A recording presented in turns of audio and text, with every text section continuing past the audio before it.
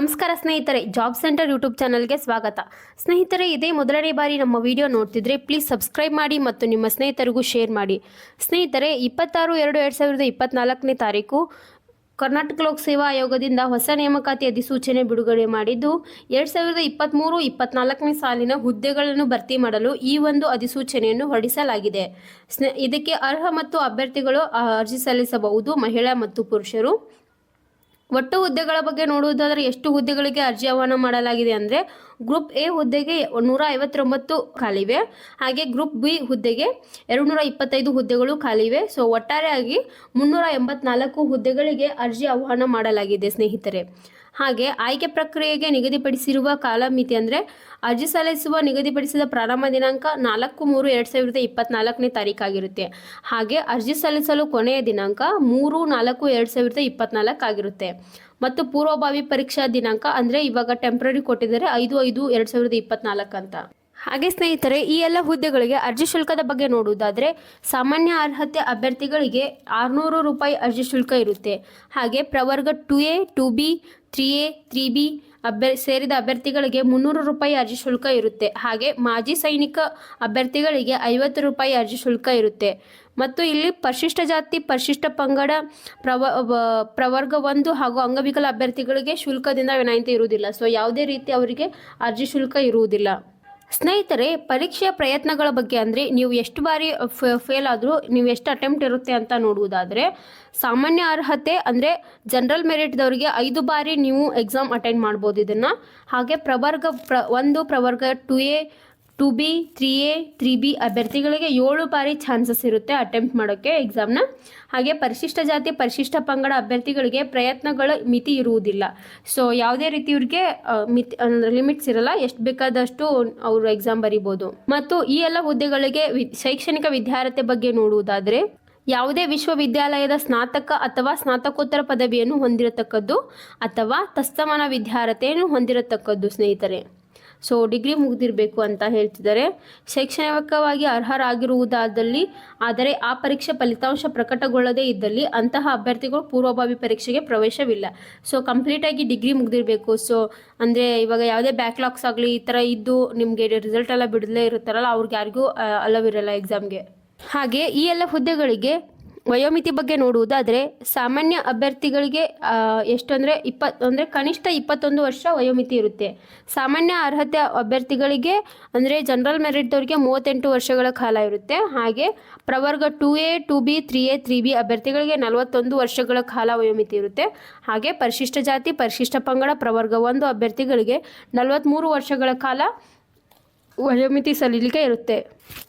ಮತ್ತು physical test ಬಗ್ಗೆ ಏನಾದರೂ ನೋಡೋದಾದರೆ, ಇಲ್ಲಿ ಪುರುಷರಿಗೆ 165 ಸೆಂಟಿಮೀಟರ್ ಎತ್ತರ ಇರಬೇಕು. ಹಾಗೆ ಎದೆ ಸುತ್ತಳತೆ 84 ಸೆಂಟಿಮೀಟರ್ ಇರಬೇಕು. ಮತ್ತು ವಿಸ್ತರಣೆ ಅಂದರೆ ಚೆಸ್ಟ್ ಎಕ್ಸ್ಪಾಂಡ್ 5 ಸೆಂಟಿಮೀಟರ್ ಮಾಡಬೇಕಾಗುತ್ತೆ. ಮತ್ತು ತೂಕ ಅದ್ರ ಮೇಲೆ ಅನ್ವಯ ಆಗುವುದಿಲ್ಲ ಅಂತ ಹೇಳ್ತಿದ್ದಾರೆ. ಹಾಗೆ ಮಹಿಳೆಯರಿಗೆ ನೋಡುವುದಾದರೆ 157 ಸೆಂಟಿಮೀಟರ್ ಹೈಟ್ ಇರಬೇಕು. ಮತ್ತು ತೂಕ ಮಹಿಳೆಯ ಎತ್ತರಕ್ಕೆ ತಕ್ಕಂತೆ ಆದರೆ 46 kgಗೆ ಕಡಿಮೆ ಇಲ್ಲದಂತೆ. ಸೊ ಏನಾಗುತ್ತಂದರೆ ತೂಕ 46 kgಗಿಂತ ಕಡಿಮೆ ಇರಬಾರ್ದು ಮಹಿಳೆಯರಿಗೆ. ಇದು ಕರ್ನಾಟಕ ಪೊಲೀಸ್ ಅಂದರೆ DYSP ಹುದ್ದೆಗೆ ಈ ಒಂದು ಇದು ಫಿಸಿಕಲ್ ಟೆಸ್ಟ್ ಆಗಿರುತ್ತೆ.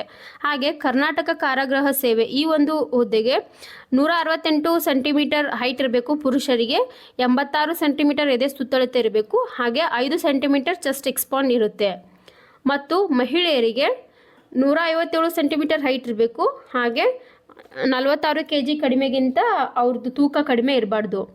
ಮತ್ತು ಅಬಕಾರಿ ಉಪ ಅಧೀಕ್ಷಕರು ಈ ಒಂದು ಹುದ್ದೆಗೆ ಪುರುಷರಿಗೆ 163 ಸೆಂಟಿಮೀಟರ್ ಹೈಟ್ ಇರಬೇಕು, 81 ಸೆಂಟಿಮೀಟರ್ ಎದೆ ಸುತ್ತಳತೆ, ಹಾಗೆ 5 ಸೆಂಟಿಮೀಟರ್ ಚೆಸ್ಟ್ ಎಕ್ಸ್ಪೆನ್ಷನ್ ಇರುತ್ತೆ. ಹಾಗೆ ಮಹಿಳೆಯರಿಗೆ 157 ಸೆಂಟಿಮೀಟರ್ ಹೈಟ್ ಇರುತ್ತೆ. ಹಾಗೆ 49 kg ಕಡಿಮೆ ಇಲ್ಲದಂತೆ ಇವ್ರಿಗೆ ತೂಕ ಇರಬೇಕಂತ ಹೇಳ್ತಿದ್ದಾರೆ. ಸ್ನೇಹಿತರೆ, ಈ ಎಲ್ಲ ಹುದ್ದೆಗಳಿಗೆ ಸ್ಪರ್ಧಾ ಪರೀಕ್ಷೆ ಬಗ್ಗೆ ನೋಡುವುದಾದರೆ ಅಂದರೆ ಯಾವ ಥರ ಎಕ್ಸಾಮ್ ಇರುತ್ತೆ ಅಂತಂದರೆ, ಪ್ರಿಲಿಮ್ಸ್, ಮೇನ್ಸ್, ಇಂಟರ್ವ್ಯೂ ಅಂತ 3 ಸೆಕ್ಷನ್ ಇರುತ್ತೆ. ಸೊ ಫಸ್ಟ್ ಒನ್ ಅಂದರೆ ಪ್ರತಿ ಪ್ರಶ್ನೆಗೂ 2 ಅಂಕಗಳಂತೆ ಪ್ರತಿ ಪತ್ರಿಕೆಯು 100 ಅಂಕಗಳನ್ನು ಒಳಗೊಂಡಿರುತ್ತೆ. ಹಾಗೆ ಪ್ರತಿ ಪತ್ರಿಕೆಯು ಗರಿಷ್ಠ 200 ಅಂಕಗಳನ್ನು ಒಳಗೊಂಡಿರುತ್ತೆ. ಸೊ ಸೊ ಇಲ್ಲಿ ಪ್ರಿಲಿಮ್ಸ್ ಎಕ್ಸಾಮ್ ಬಗ್ಗೆ ನೋಡುವುದಾದರೆ ಒಂದು ಪಾರ್ಟ್ 1 ಪತ್ರಿಕೆ 1 ಪತ್ರಿಕೆ 2 ಅಂತ ಇರುತ್ತೆ. ಸೊ ಪತ್ರಿಕೆ 1ರಲ್ಲಿ ರಾಷ್ಟ್ರೀಯ ಮತ್ತು ಅಂತಾರಾಷ್ಟ್ರೀಯ ಪ್ರಾಮುಖ್ಯತೆ ವಿಷಯಗಳನ್ನು ಒಳಗೊಂಡಂತೆ ಸಾಮಾನ್ಯ ಅಧ್ಯಯನ. ಸೊ ಇದು ಒಂದು 40 ಕ್ವಶನ್ಸ್ ಇರುತ್ತೆ, 80 ಅಂಕಗಳನ್ನು ಒಳಗೊಂಡಿರುತ್ತೆ. ಹಾಗೆ ಮಾನವಿಕ ಶಾಸ್ತ್ರ ಅಂತ ಇರುತ್ತೆ, 60 ಪ್ರಶ್ನೆಗಳಿರುತ್ತೆ ಮತ್ತು 120 ಅಂಕಗಳನ್ನು ಒಳಗೊಂಡಿರುತ್ತದೆ. ಸೊ ಒಟ್ಟು ಹೇಳಬೇಕಂದ್ರೆ 100 ಪ್ರಶ್ನೆಗಳು ಇರುತ್ತೆ, 200 ಅಂಕಗಳನ್ನು ಒಳಗೊಂಡಿರುತ್ತೆ. ಹಾಗೆ ಪತ್ರಿಕೆ 2ರಲ್ಲಿ ರಾಜ್ಯದ ಪ್ರಾಮುಖ್ಯತೆ ಸಂಬಂಧಿಸಿದಂತೆ ಸಾಮಾನ್ಯ ಅಧ್ಯಯನ, ಅದು 40 ಕ್ವಶನ್ಸ್ ಇರುತ್ತೆ, 80 ಮಾರ್ಕ್ಸಿಗೆ. ಹಾಗೆ ಸಾಮಾನ್ಯ ವಿಜ್ಞಾನ ಮತ್ತು ತಂತ್ರಜ್ಞಾನ, ಪರಿಸರ ಮತ್ತು ಪರಿಸರ ವಿಜ್ಞಾನ, ಇದಕ್ಕೆ 30 ಕ್ವಶನ್ಸ್ ಇರುತ್ತೆ, 60 ಮಾರ್ಕ್ಸ್ ಅಂಕಗಳನ್ನು ಒಳಗೊಂಡಿರುತ್ತೆ. ಹಾಗೆ ಸಾಮಾನ್ಯ ಸಾಮರ್ಥ್ಯ ಅಂದರೆ ಮೆಂಟಲ್ ಎಬಿಲಿಟಿ 30 ಕ್ವಶನ್ಸ್ ಇರುತ್ತೆ, ಇದು ಒಂದು 60 ಅಂಕಗಳನ್ನು ಒಳಗೊಂಡಿರುತ್ತೆ. ಸೊ ಇದು 100 ಅಂಕಗಳು, 100 ಕ್ವಶನ್ಸ್ ಇದ್ಬಿಟ್ಟು 200 ಅಂಕಗಳನ್ನು ಒಳಗೊಂಡಿರುತ್ತೆ. ಹಾಗೆ ಪ್ರಶ್ನೆ ಪತ್ರಿಕೆಯು ಕನ್ನಡ ಮತ್ತು ಆಂಗ್ಲ ಭಾಷೆಗಳೆರಡರಲ್ಲೂ ಇರುತ್ತೆ ಸ್ನೇಹಿತರೆ. ಈ ಒಂದು ಅಂದರೆ ಪೂರ್ವಭಾವಿ ಪರೀಕ್ಷೆಯಲ್ಲಿ ಸಾಮಾನ್ಯ ಮನೋವಿಜ್ಞಾನ ಅಂದರೆ ಮೆಂಟಲ್ ಎಬಿಲಿಟಿ ಏನಿರುತ್ತಲ್ಲ, SSL 10th ಲೆವೆಲ್ಗೆ ಇರುತ್ತಲ್ಲ, ಸೊ ಆ ಥರ ಇರುತ್ತೆ ಇದು ಮೆಂಟಲ್ ಎಬಿಲಿಟಿ.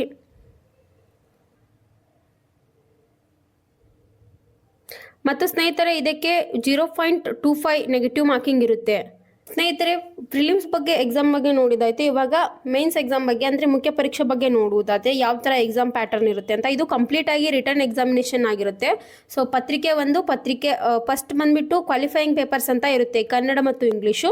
ಸೊ ಇದು 150 ಅಂಕಗಳನ್ನು ಒಳಗೊಂಡಿದ್ದು 2 ಅವರ್ ಟೈಮ್ ಇರುತ್ತೆ. ಸೊ ಫಸ್ಟ್ ಒನ್ ಬಂದುಬಿಟ್ಟು ಕನ್ನಡ ಅಂತ ಒಂದು ಸಬ್ಜೆಕ್ಟ್ ಎಕ್ಸಾಮ್ ಆಗಿರುತ್ತೆ, 150 ಅಂಕಗಳಿಗೆ 2 ಅವರ್ ಇರುತ್ತೆ. ಹಾಗೆ ಇಂಗ್ಲೀಷ್ ಅಂತ ಒಂದು ಸಬ್ಜೆಕ್ಟ್ ಇರುತ್ತೆ, ಇದು 150 ಅಂಕಗಳನ್ನು ಒಳಗೊಂಡಿದ್ದು 2 ಅವರ್ ಎಕ್ಸಾಮ್ ನಡೆಯುತ್ತೆ. ಹಾಗೆ ಇದರಲ್ಲಿ ಪ್ರಬಂಧ ಪತ್ರಿಕೆ 1 ಪತ್ರಿಕೆ 2 ಪತ್ರಿಕೆ 3 ಪತ್ರಿಕೆ 4 ಪತ್ರಿಕೆ 5 ಅಂತ ಇರುತ್ತೆ. ಸೊ ಪತ್ರಿಕೆ 1ರಲ್ಲಿ ಪ್ರಬಂಧ ನಡೆಸ್ತಾರೆ, 250 ಅಂಕಗಳಿಗೆ ಇದೊಂದು ಪ್ರಬಂಧ ನಡೆಯುತ್ತೆ, ಇದಕ್ಕೆ 3 ಅವರ್ ಟೈಮ್ ಇರುತ್ತೆ. ಹಾಗೆ ಜನರಲ್ ಸ್ಟಡೀಸ್ 1 ಅಂತ ಸಾಮಾನ್ಯ ಅಧ್ಯಯನ 1ರಿಂದ ಸಾಮಾನ್ಯ ಅಧ್ಯಯನ 4ರವರೆಗೆ ಒಂದು ಎಕ್ಸಾಮ್ ನಡೆಸ್ತಾರೆ, ಅದು 250 ಅಂಕಗಳನ್ನು ಒಳಗೊಂಡಿದ್ದು ಟೋಟಲ್ 3 ಅವರ್ ಟೈಮ್ ಇರುತ್ತೆ. ಆಮೇಲೆ ಲಿಖಿತ ಪರೀಕ್ಷೆ ಒಟ್ಟು ಅಂಕಗಳು ಬಂದರೆ ರಿಟರ್ನ್ ಎಕ್ಸಾಮಿನೇಷನ್ ಬಂದುಬಿಟ್ರೆ 1250 ಬರೀ ರಿಟರ್ನ್ ಟೆಸ್ಟ್ ಇರುತ್ತೆ ಅಂದರೆ ಮೇನ್ಸಲ್ಲಿ. ಹಾಗೆ ಇದ್ರ ಜೊತೆ ವ್ಯಕ್ತಿತ್ವ ಪರೀಕ್ಷೆಯ ಒಟ್ಟು ಅಂಕಗಳು 25 ಆಗಿರುತ್ತೆ. ಸೊ ಟೋಟಲ್ ಬಂದುಬಿಟ್ಟು 1275 ಅಂಕಗಳನ್ನು ಒಳಗೊಂಡಿರುತ್ತೆ. ಸ್ನೇಹಿತರೆ ವ್ಯಕ್ತಿತ್ವ ಪರೀಕ್ಷೆ ಅಂದರೆ 25 ಮಾರ್ಕ್ಸ್ ಇರುತ್ತಲ್ಲ, ಸೊ ಅದೆಲ್ಲ ಯಾವ ಥರ ಇರುತ್ತೆ ಅಂದರೆ ವ್ಯಕ್ತಿತ್ವ ಪರೀಕ್ಷೆಯು ಅಭ್ಯರ್ಥಿಗಳ ವೈಯಕ್ತಿಕ ಗುಣಮಟ್ಟ ಮತ್ತು ಸಿವಿಲ್ ಸೇವೆಗಳಿಗೆ ಸೂಕ್ತರೆ ಎಂಬ ಬಗ್ಗೆ, ಅಂದರೆ ನಾಯಕತ್ವದ ಗುಣ, ತೀರ್ಮಾನ ತೆಗೆದುಕೊಳ್ಳುವ ವಿಧ ಮತ್ತು ಆಳವಾದ ಆಸಕ್ತಿ, ಒಂದು ಗುಂಪಿನಲ್ಲಿ ಕೆಲಸ ಮಾಡುವ ಸಾಮರ್ಥ್ಯ ಮತ್ತು ಪ್ರೇರಣಾ ಕೌಶಲ್ಯ ಹಾಗೂ ತಾರ್ಕಿಕ ಯೋಚನಾ ಸಾಮರ್ಥ್ಯಗಳ ಬಗ್ಗೆ ನಿರ್ಧರಿಸುತ್ತದೆ.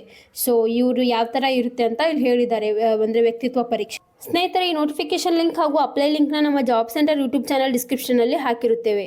Thank you.